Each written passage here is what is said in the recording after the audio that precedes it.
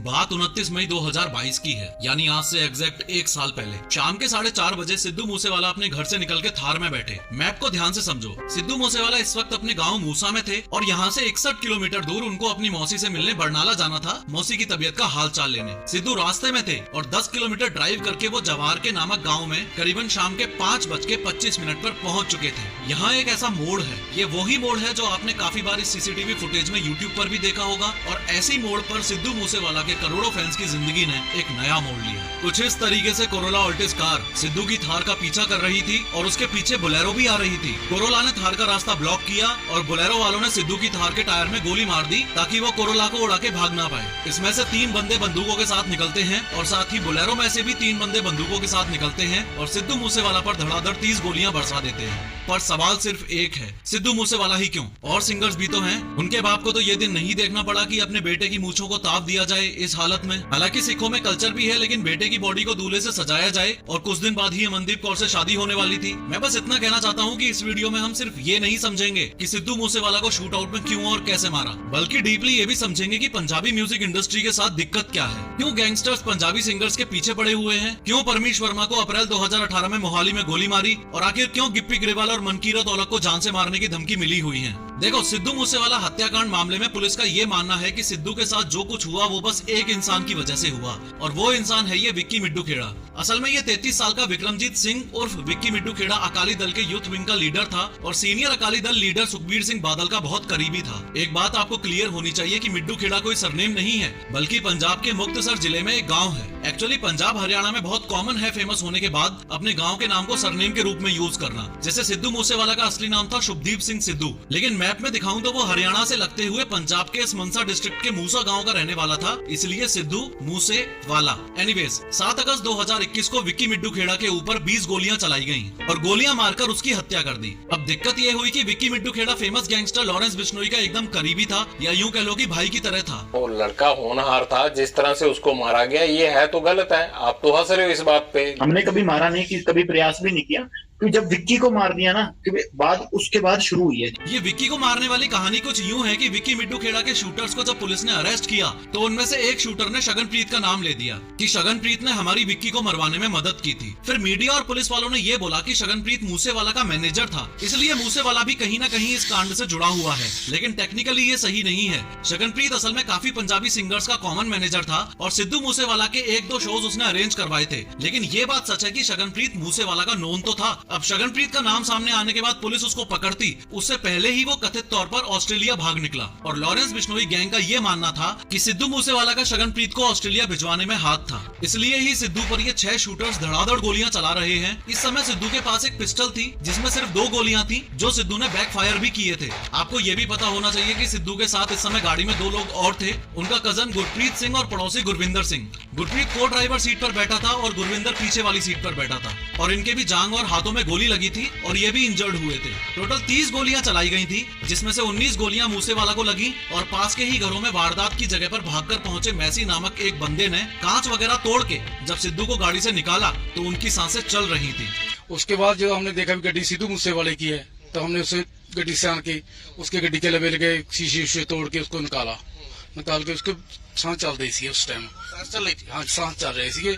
उसके बाद सिद्धू को हॉस्पिटल ले जाने के लिए एक राह चलती दूसरी गाड़ी की मदद ली, लेकिन हॉस्पिटल पहुंचने पर सिद्धू को ब्रॉड डेड घोषित किया गया।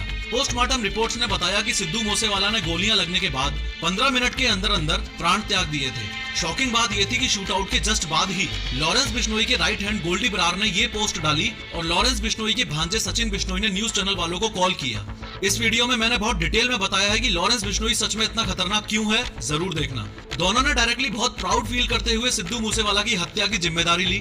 फेसबुक पोस्ट में गोल्डी बरार ने बताया कि विक्की के कत्ल में सिद्धू मूसेवाला का हाथ है, ये जानते हुए भी पुलिस ने इस पर कोई एक्शन नहीं लिया, इसलिए हमने एक्शन लिया। और सचिन बिश्नोई ने न्यूज वालों को कॉल करके बोला, सिद्धू मूसेवाला की हत्या में आप भी शामिल हैं? आपने पोस्ट भी डाली थी एक। हाँ मैं शामिल था, मैंने अपने हाथों से मारा उसको। सिद्धू मूसेवाला की हत्या क्यों किया आपने? पब्लिसिटी स्टंट है? क्यों मारा आपने इतने टॉप सिंगर को? नहीं, उसे किसी पब्लिसिटी स्टंट के या फिरौती के लिए नहीं मारा गया।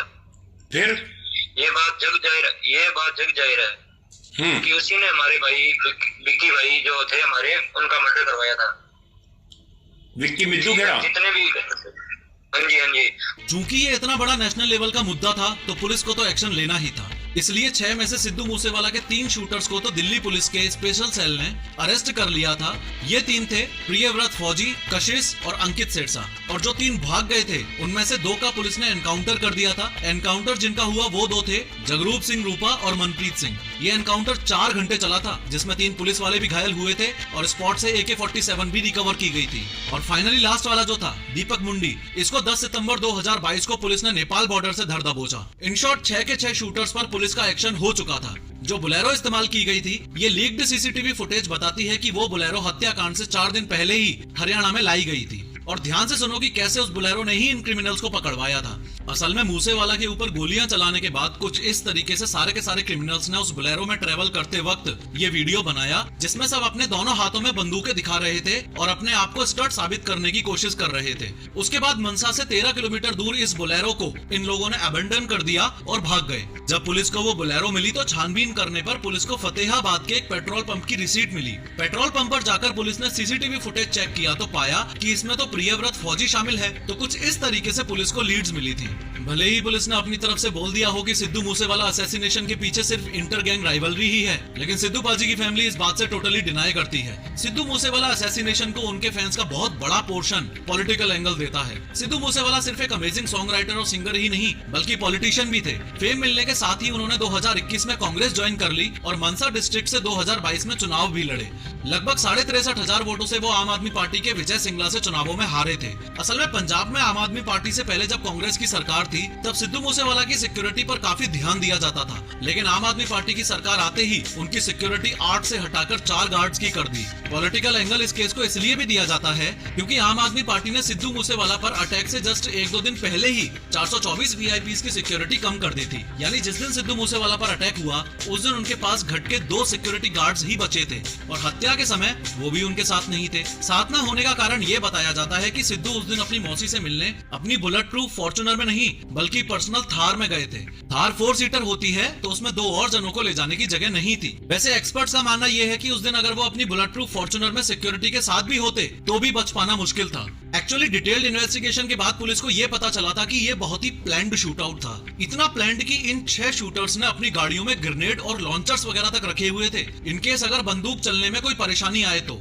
कुछ yet to be confirm reports ये बताती हैं कि शूटर्स के पास रशियन असॉल्ट राइफल AN-94 भी थी। कम ऑन मैन, AN-94 की बात हो रही है, this is a big deal. ये बहुत ही rare and special war weapon है और इसका भारत में आना मतलब पूरी दाल ही काली है। Something big is happening around Punjab Pakistan border.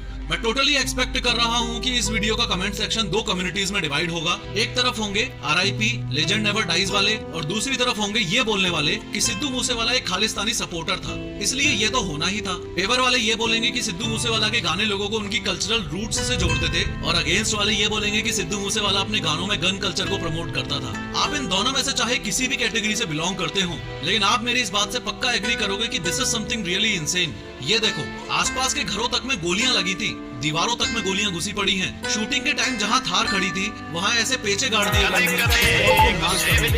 1 साल बाद भी ये स्केरी सीन्स हमें पंजाब के गन कल्चर के बारे में बात करने पर मजबूर करते हैं। पंजाब इंडिया की सिर्फ 2.3% पॉपुलेशन कंटेन करता है, लेकिन टोटल इंडिया के 10% लाइसेंस्ड आर्म्स पंजाब के पास ही हैं। भारत के टोटल 40 लाख लाइसेंस्ड हथियारों में से 4 लाख तो पंजाब के पास ही हैं और जो क्राइम्स हो रहे हैं वो ऑब्वियसली नॉन लाइसेंस्ड हथियारों से हो रहे हैं। सिद्धू मूसेवाला के कुछ फैंस ये भी मानते हैं कि ये हत्या एक मिस्ट्री टाइप है। शायद सिद्धू को पता था कि वो कब और कैसे मरेगा। बहुत ही खतरनाक कोइंसिडेंस है कि 295 सॉन्ग उसका मोस्ट पॉपुलर है और डेथ भी 29/5 यानी 29 मई को ही हुई। सिद्धू अमेरिकन रैपर टुपैक शकूर का बहुत बड़ा फैन था और जैसे उसकी हत्या हुई सेम तरीके से सिद्धू की भी हत्या हुई। खैर, हम सब फिलहाल ये जानते हैं कि हमने एक रियली टैलेंटेड सिंगर और सॉन्ग राइटर खोया। इस प्राउड फादर और टूटी हुई माँ ने अपना बेटा खोया और एक फियांसे ने अपना होने वाला पति खोया। और हाँ, गैंगस्टर्स पंजाबी सिंगर्स के पीछे क्यों पड़े रहते हैं इस बारे में भी हम फ्यूचर में बात करेंगे। सिद्धू मूसेवाला को मारने के बाद लॉरेंस बिश्नोई का सलमान खान को मारने का प्लान इतना स्ट्रॉन्ग कैसे है इस वीडियो में समझो।